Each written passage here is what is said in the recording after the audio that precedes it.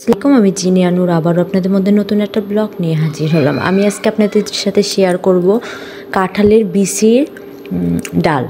আসলে ডালটা খেতে খুবই মজা। দেখেন আমি প্রথমে কিছু বিচি খোসা ছাড়িয়ে নিছি। এখন এগুলোরে ভালো করে ধুয়ে নেব, ঘষে ভালো করে পরিষ্কার করে নেব।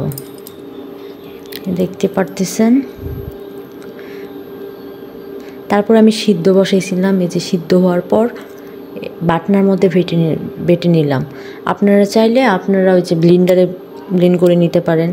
আমার কারেন্ট ছিল না দেখে আমি বাটনাতে বেটে নিছি। আসলে কি ডালটা খুবই মজার। আমি একদিন আমার শাশুড়ির হাতে খাইছি, আজকে আমি নিজে করলাম। আর আমি এখানে 2টা হাঁসের ডিম নিছি। আমার ঘরে 2টা হাঁসের ডিম ছিল। ওই লবণ দিয়ে আপনি তেলের মধ্যে ভেজে নিছি ভালো করে। 2টা ডিমই ভেজে নিয়ে তারপরে পেঁয়াজ কুচি আর আপনার এখানে আপনার কুচি করে রসুন কুচি দিছি। এগুলোরে ভালো করে ভাজতে হবে। এটা আমি ফার্স্ট টাইম রান্না করছি, কিন্তু খাইতে খুবই মজা। আমি একদিন আমার শাশুড়ি আমাকে রান্না করে দিয়েছিল, যা আমার কাছে খুবই ভালো লাগছে। তো আমার মনে ছিল আমি আরেকদিন রান্না করব, তাই আমি আজকে রান্না করলাম, আপনাদের সাথে শেয়ার করলাম। তো বাসায় ট্রাই করে দেখতে পারেন, খুবই মজা লাগে এই গুটলির ডাল। আমি ফার্স্ট টাইম খাইলাম।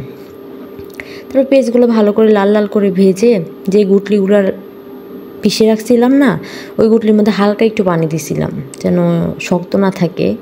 তারপরে পেঁয়াজে যখন করা লাল হয়ে গেছে তখনই আমি গুটলিগুলো ঢেলে দিছি। এখন এটার মধ্যে মশলা অ্যাড করব। প্রথমে আমি হলুদের গুঁড়া পরিমাণ মতো, তারপরে আমি মরিচ বাটা, কাঁচা মরিচ বাটা, এটার মধ্যে কাঁচা মরিচ বাটাটা দিলে বেশি ভালো হয়। তারপরেও কালারের জন্য আমি একটু গুঁড়া মরিচ দিছিলাম। পরিমাণ মতো কাঁচা জাল দিয়ে এটাকে ভালো করে মিশিয়ে নিলে পরিমাণ মতো লবণ দিবেন, স্বাদ মতো লবণ। তারপরে আমি জিরার গুঁড়া অ্যাড করলাম। এটা খাইতে এত মজা বলার বাহিরে।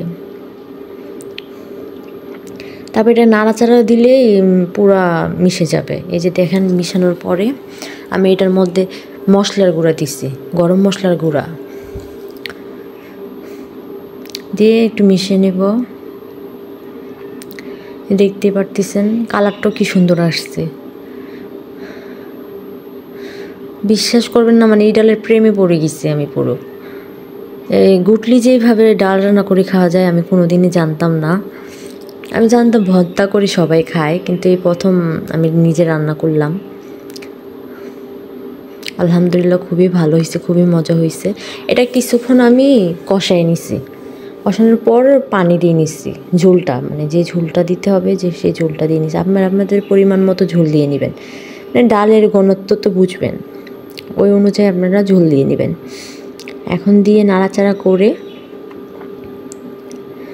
যে ডিমগুলো ভেজে রাখছিলাম এগুলো আমি পিস করে কেটে নিচ্ছি, এই ডিমগুলো দিয়ে নেব।